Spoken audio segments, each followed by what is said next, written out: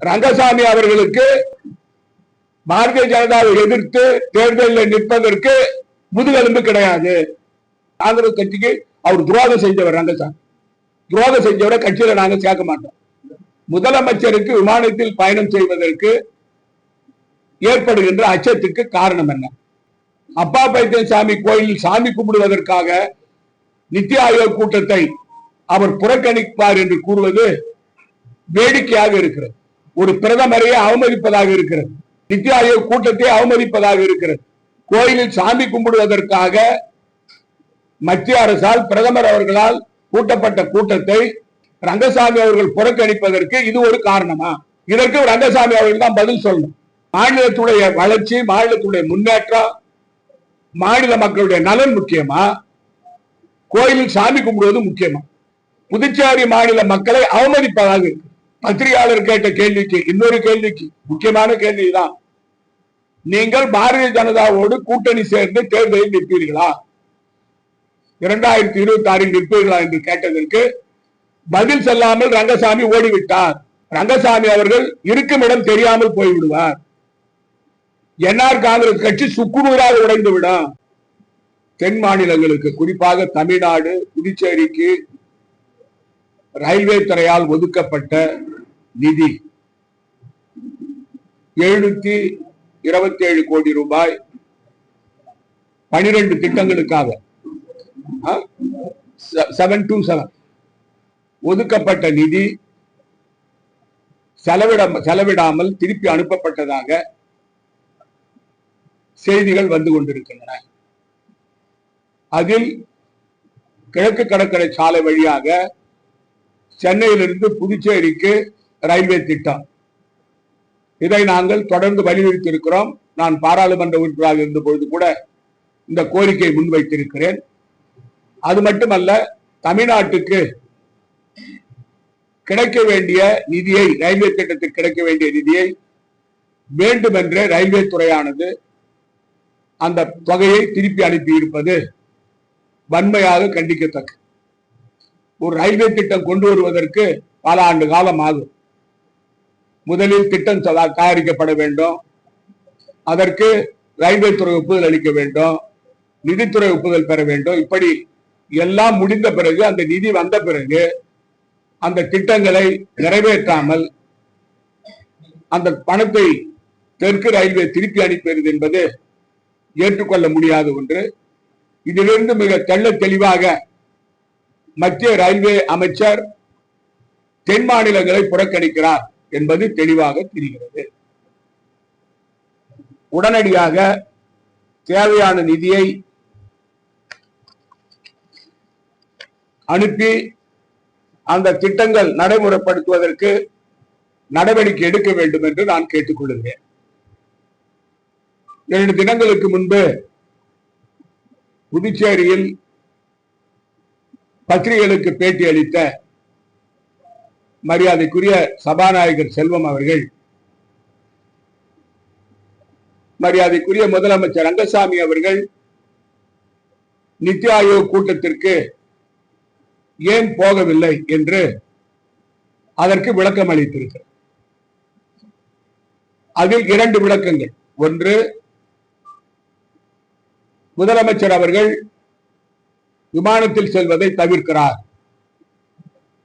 என்றும், இரண்டாவது, அவர் அப்பா பைத்தியம் சாமி கோயிலில் பூஜை இருந்த காரணத்தால் முதலமைச்சர் ரங்கசாமி அவர்கள் நித்தி ஆயோக் கூட்டத்தில் கலந்து கொள்ள செல்லவில்லை என்று கூறியிருக்கிறார். குறிப்பாக லட்சக்கணக்கான மக்கள் விமானத்தில் பயணம் செய்கிறார்கள் உலகத்திலே. நாங்களும் விமானத்தில் பயணம் செய்கிறோம். முதலமைச்சருக்கு விமானத்தில் பயணம் செய்வதற்கு ஏற்படுகின்ற அச்சத்துக்கு காரணம் என்ன? ஏனென்றால் முதலமைச்சருடைய பிரதிநிதியாக சபாநாயகர் அவர்கள் பேசியிருக்கிறார். அது அவ்வளவு ரங்கசாமி அவர்களுக்கு உயிர் மீது பயமா? ஏற்கனவே நான் பார்த்திருக்கிறேன். கொரோனா சமயத்தில மிகப்பெரிய தாக்குதல் இருந்த சமயத்தில முதல் கட்டத்திலேயும் 2வது கட்டத்திலேயும் நாங்கள் வீடு வீடாக சென்று மக்களுக்கு நிவாரணம் வழங்குகிற சமயத்தில் ரங்கசாமி அவர்கள் வீட்டை விட்டு வெளியே வரவில்லை. அவருக்கு தான் கொரோனா வந்தது. வீட்டை விட்டு வெளியே வராதவருக்கு கொரோனா வந்தது. ஒரு முதலமைச்சர் அவர்கள் பிரதமர் கூட்டத்திலே கலந்து கொள்வதற்கு, விமான சேவையில் செல்வதற்கு அவருக்கு பயம் என்றால் அவர் ரயிலில் சென்றிருக்கலாம். அவர் அடிக்கடி காரில் செல்லுகிறார். அதே போல யானம் போகும்போது காரில் போவார். அதாவது ஒரு முதலமைச்சர் அவர்கள் பிரதமர் அறிவித்த கூட்டத்திலே கலந்து கொள்ளாமல் புறக்கணிப்பதற்கு இது ஒரு காரணமா? அவரு உயிர் மீது அவருக்கு பயமா? இதற்கு முதலமைச்சர் ரங்கசாமி அவர்கள் தான் விளக்கம் அளிக்க வேண்டும். ஏன் விமான சேவையை, விமானத்தில் செல்வதை ரங்கசாமி அவர்கள் தவிர்க்கிறார்? இந்த நாட்டில் லட்சக்கணக்கான மக்கள் உலகம் முழுவதும் விமானத்தில் செல்லும் பொழுது ரங்கசாமி அவர்களுக்கு மட்டும் பயம் வருவதற்கு காரணம் என்ன? அது மட்டுமல்ல, திரு ரங்கசாமி அவர்கள் அப்பா பைத்தியம் சாமி கோயிலில் பூஜை இருந்த காரணத்தால் அவர் செல்லவில்லை என்று கூறுகிறார். சபாநாயகர் கூறுகிறார். அது ரங்கசாமி சொல்ல, சபாநாயகர் கூறுகிறார். அதாவது குருவின் மீது அல்லது கடவுள் மீது எல்லோருக்கும் நம்பிக்கை உண்டு. ஆனால் இந்த நித்தி ஆயோக் கூட்டம் முக்கியமான கூட்டம். ஏற்கனவே தொடர்ந்து நம்முடைய புதுச்சேரி மாநிலத்திலே அனைத்து கட்சிகளும், ஆளுங்கட்சிகள் உட்பட, மாநில அந்தஸ்து கோரிக்கை முன்வைத்து மத்திய அரசுக்கு அழுத்தம் கொடுத்திருக்கிறார். முதலமைச்சர் ரங்கசாமி அவர்கள் 2011 மாநில அந்தஸ்து பெறுவதுதான் என்னுடைய ஆட்சியினுடைய முக்கியமான குறிக்கோள், அதற்காகத்தான் நான் பாரதிய ஜனதாவோடு கூட்டணி சேர்ந்திருக்கிறேன் என்று தொடர்ந்து கூறி வந்திருக்கிறார். இந்த சூழ்நிலையில் இந்த நித்தி ஆயோக் கூட்டத்திற்கு சென்று முதலமைச்சர் ரங்கசாமி அவர்கள் தன்னுடைய கருத்தை பதிவு செய்திருந்தால், புதுச்சேரிக்கு மாநில அந்தஸ்து மத்திய அரசு வழங்க வேண்டும் என்று கோரிக்கை வைத்திருந்தால், புதுச்சேரிக்கு மாநில அந்தஸ்து கிடைப்பதற்கான வாய்ப்புகள் நிறைய இருக்கிறது. முதலமைச்சர் ரங்கசாமி அவர்கள் பாரதிய ஜனதா கூட்டணியில இருக்கிறார்.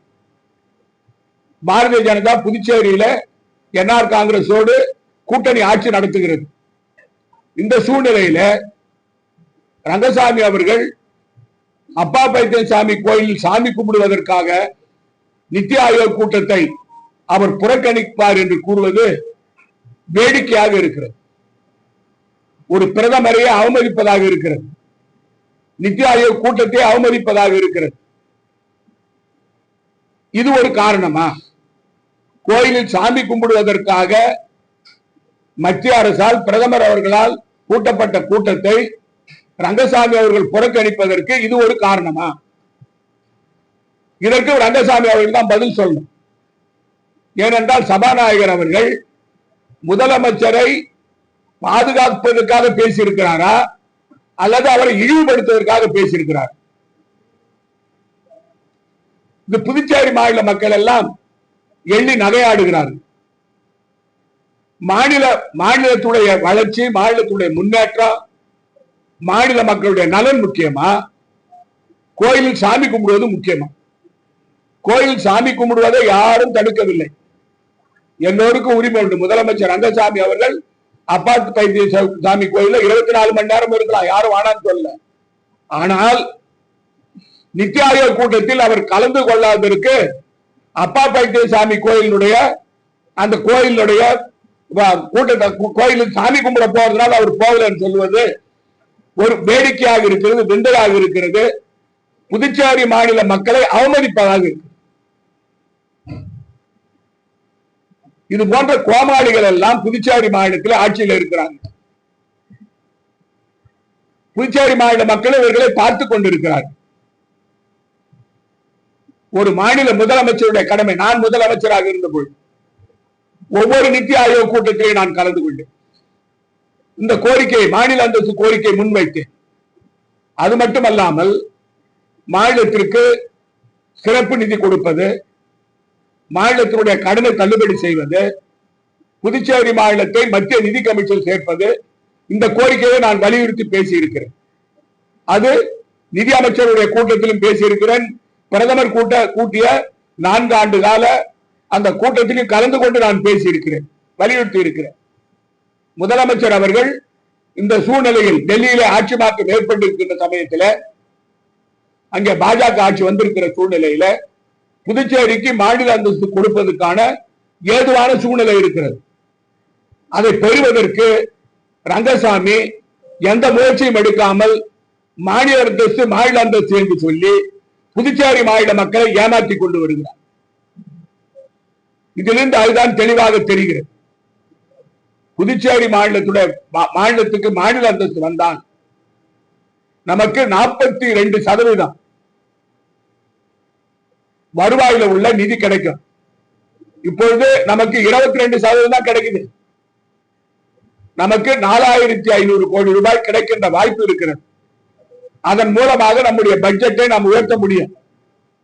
அது மட்டுமல்ல, நிர்வாகத்திலே அதிகாரிகள் இருக்கிறார்கள், எனக்கு மேலே இருக்கிறார்கள் அதிகாரிகள், கீழே இருக்கிறார்கள் என்று சொல்லுகின்ற ரங்கசாமி முழு மாநில அந்தஸ்து பெற்றால் மாநிலத்தில் நிர்வாகம் நடத்துவதற்கு ஏதுவான சூழ்நிலை உருவாகும். இவையெல்லாம் தவிர்த்து விட்டு அப்பா பைத்தியசாமி கோயிலை சொல்லிக் கொண்டு புதுச்சேரி மாநிலத்தில் மாநில அந்தஸ்து பெறுவதற்கு ரங்கசாமி எந்த முயற்சியும் எடுக்கவில்லை. 2 தினங்களுக்கு ரங்கசாமி அவர்கள் சொல்லியிருக்கிறார், புதுச்சேரி மாநிலத்தில் எப்போது தேர்தல் வந்தாலும் என்ஆர் காங்கிரஸ் நிற்பதற்கு தயார் என்று கூறியிருக்கிறார். புதுச்சேரியில இப்பொழுது தேர்தல் சூடு பிடித்து விட்டது. காங்கிரஸ் கட்சியின் சார்பில் நாங்கள் பட்டி தொட்டிகளுக்கெல்லாம் சென்று மக்கள் பிரச்சனைகளை முன்வைத்து போராட்டம் நடத்துகிறோம், கூட்டம் நடத்துகிறோம், செயல்வீரர் கூட்டம் நடத்துகிறோம். ஆனால் என்ஆர் காங்கிரஸோ அல்லது பாரதிய ஜனதாவோ ஒன்றும் செய்யவில்லை. எந்த கட்சி நடவடிக்கை எடுக்கப்படவில்லை. ஆனால் அவர்கள் சொல்லுகிறார்கள், நாங்கள் முதலமைச்சர் சொல்லுகிறார், எந்த நேரத்திலும் புதுச்சேரி மாநிலத்தில் சட்டமன்ற தேர்தலை சந்திக்க நாங்கள் தயாராக இருக்கிறோம் என்று கூறுகிறார். பத்திரிகையாளர் கேட்ட கேள்விக்கு இன்னொரு கேள்விக்கு, முக்கியமான கேள்விதான், நீங்கள் பாரதிய ஜனதாவோடு கூட்டணி சேர்ந்து தேர்தலில் நிற்பீர்களா, 2026 நிற்பீர்களா என்று கேட்டதற்கு பதில் சொல்லாமல் ரங்கசாமி ஓடிவிட்டார். அதற்கு பதில் சொல்லவில்லை. அப்பொழுது ரங்கசாமி பாரதிய ஜனதா கூட்டணியில 2026 தேர்தலில் நிற்பதற்கு ரங்கசாமிக்கு விருப்பம் இல்லையா? அவர் எந்த கூட்டணியில் நிற்க போகிறார்? நான் என்னுடைய கணக்குப்படி திரு ரங்கசாமி அவர்கள் பாரதிய ஜனதாவில் கூட்டணியில் சேரவில்லை என்றால் அவருடைய கட்சி காணாமல் போய்விடும். ரங்கசாமி அவர்கள் இருக்கும் இடம் தெரியாமல் போய்விடுவார். என்ஆர் காங்கிரஸ் கட்சி சுக்குநூறாக உடைந்துவிடும். ரங்கசாமி அவர்களுக்கு பாரதிய ஜனதாவை எதிர்த்து தேர்தலில் நிற்பதற்கு முதுகெலும்பு கிடையாது.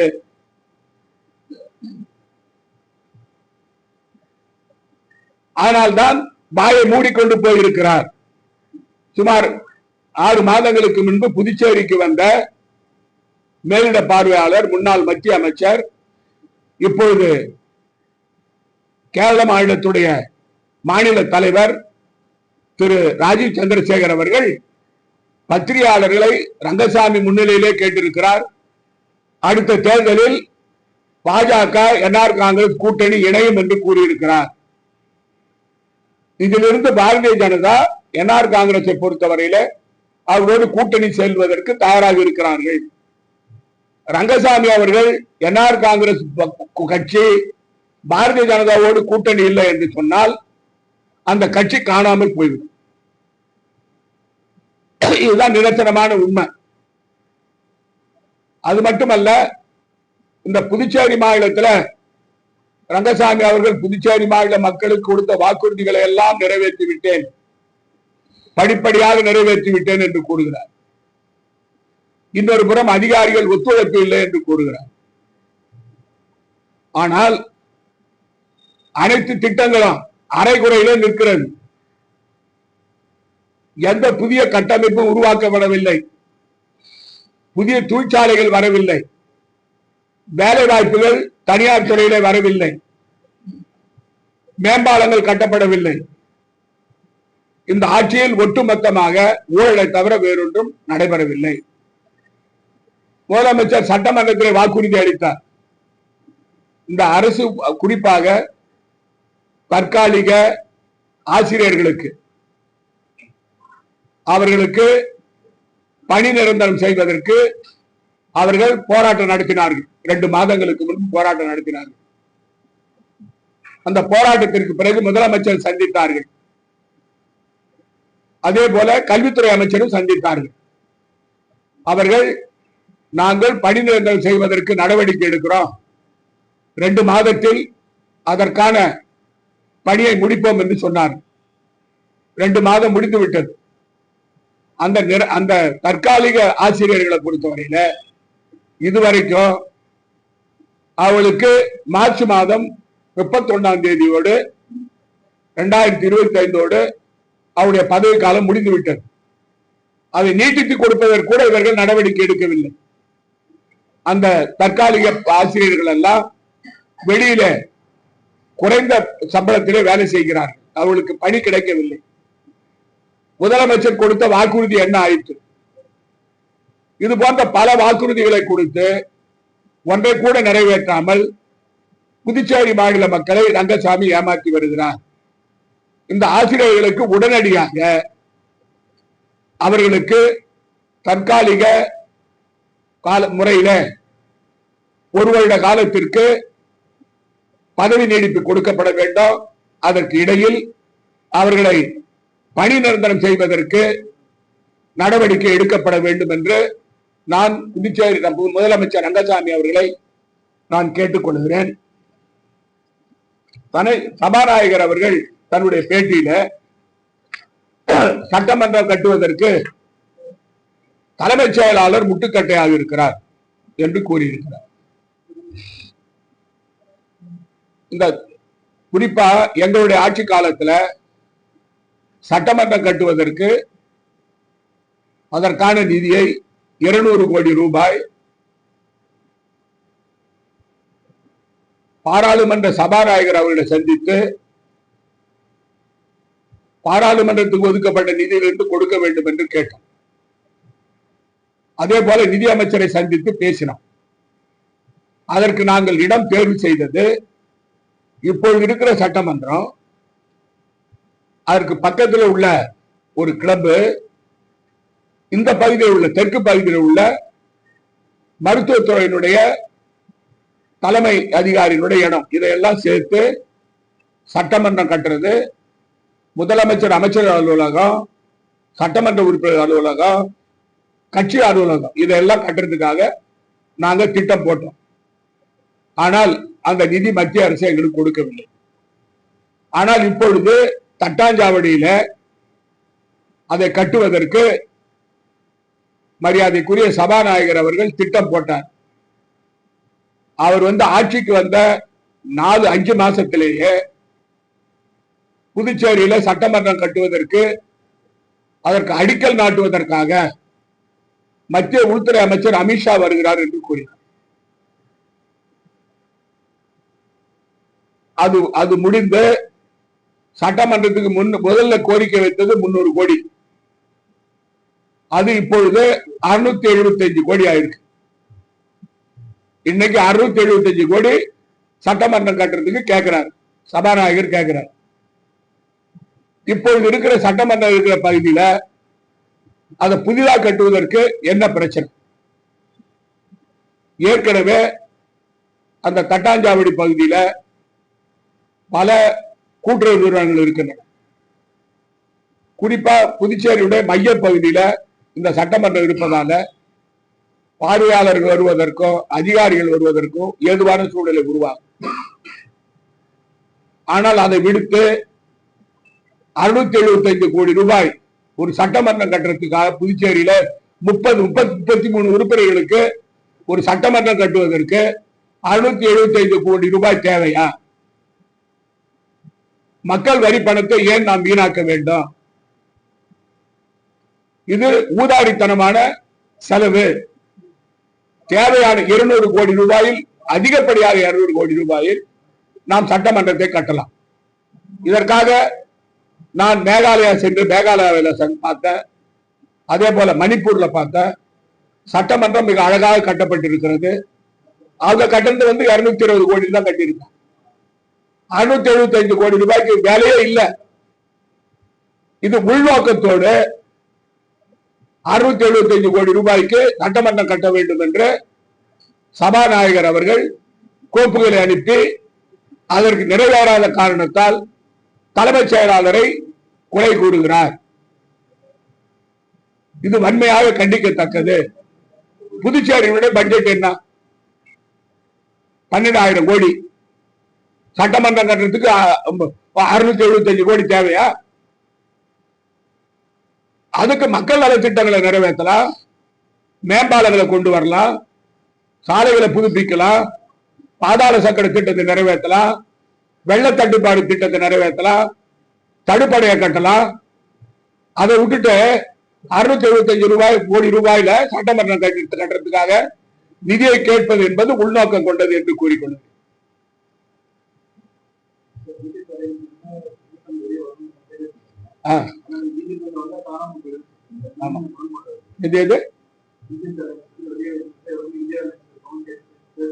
இந்தியா யாரு பேசுறது? யார் காங்கிரஸ்ல யாரு பேசுறாங்க? யார் சொன்னது? எந்த தகவல் வந்தது? யாராவது பத்திரிகையில பாத்தீங்கன்னு கேள்வி கேட்பீங்களா? சார், ஆதாரபூர்வமாக மேலிட பார்வையாளர் ரங்கசாமி அவரிடம் பேசவில்லை, சந்திக்கவில்லை. கட்சியினுடைய ஒப்புதல் இல்லாம மேலிட பார்வையாளர் பேச மாட்டார். எங்க கிட்ட சொல்லாம பேச மாட்டார். காங்கிரஸ் கட்சிக்கு அவர் துரோகம் செஞ்சவர் ரங்கசாமி. துரோகம் செஞ்சவரை கட்சியில நாங்க சேர்க்க மாட்டோம். யாரு? அதான் எந்த அமைச்சர்? எந்த அமைச்சர்? அதான் யாரு? அதிகாரப்பூர்வமா உங்களுக்கு தெரியுமா?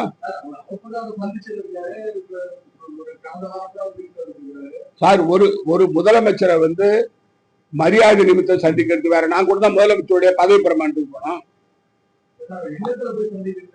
யாரு?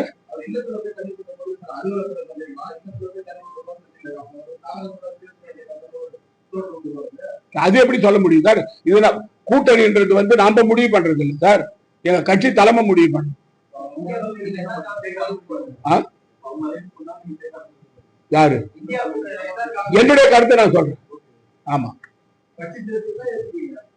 ஏன் சார் காங்கிரஸ் கட்சி தலைமை எந்த முடிவு பண்ணாலும் நான் ஏத்துக்குவேன். யாருக்கு? நான் ஏத்துக்க நான் சொன்னா யாரா கட்சி தலைமை சொல்றது? சார், இப்ப பாரதிய ஜனதா என்ஆர் காங்கிரஸ் விமர்சனம் பண்ணல. நீங்க இந்த ஆட்சியில சட்டம் ஒழுங்கு கெட்டு போச்சுன்னு யார் சொல்றாங்க? எங்களை விட அதிகமா பாரதிய ஜனதா எம்எல்ஏ அந்த அந்த ஒரு 6 பேர் சொல்றாங்க. அவங்க கூட்டணியில இல்லையா?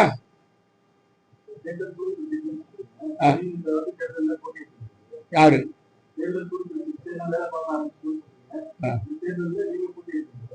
என் பேர்ல என்ன உங்களுக்கு அவ்வளவு அக்கறை? ஏங்க, நான் தேர்தலில் நிக்கலன்றது என்னுடைய தனிப்பட்ட கருத்து ஒண்ணு.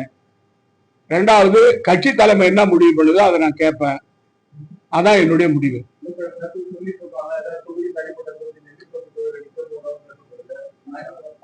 பாண்டிச்சேரியில 30 தொகுதியில் நான் நிற்பேன். உங்களை யாரு சொல்ல வேண்டாம்னு சொன்னாங்க? எதுக்கு? கட்சி தலைமை உத்தரவிட்டா நிற்பேன், இல்லைன்னா நிக்க மாட்டேன். யாரு? காங்கிரஸ் கட்சியில விருப்பத்தை வேற கேட்பாங்களா?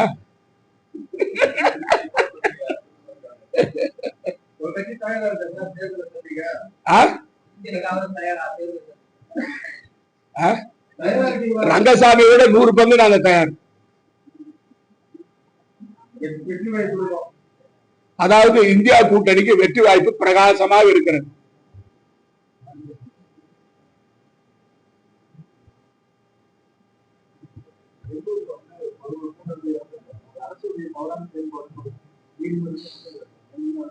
அதாவது சார், இவரு முதலமைச்சர் வந்து நடவடிக்கை எடுத்திருக்காரு. அந்த அந்த கிரிக்கெட் போர்டு பேர்ல வழக்கு பதியப்பட்டிருக்கிறது.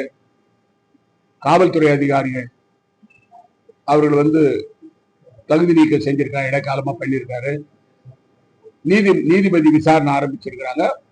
கர்நாடக அரசு அதுக்கு நடவடிக்கை எடுக்கிறாங்க. துரதிர்ஷ்டவசமானது. அதாவது இவ்வளவு மக்கள் கூடுவாங்கன்றத எதிர்பார்க்காத சூழ்நிலையில நெரிசல்ல மக்கள் இறந்திருக்கிறாங்க. இது வந்து இத வந்து பாதுகாப்பு நடவடிக்கையில எடுத்திருக்கணும். எடுக்காத அதிகாரிகள் மீது நடவடிக்கை எடுக்கணும்.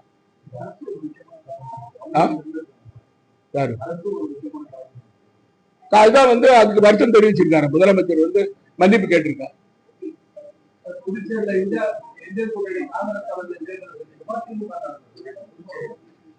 அதாவது தமிழ்நாட்டில் இந்தியா கூட்டணி, மாண்புமிகு தமிழ்நாடு முதலமைச்சர், திராவிட முன்னேற்ற கழகத்துடைய தலைவர் திரு ஸ்டாலின் அவர்கள் தலைமையில தேர்தலை சந்திக்கும்.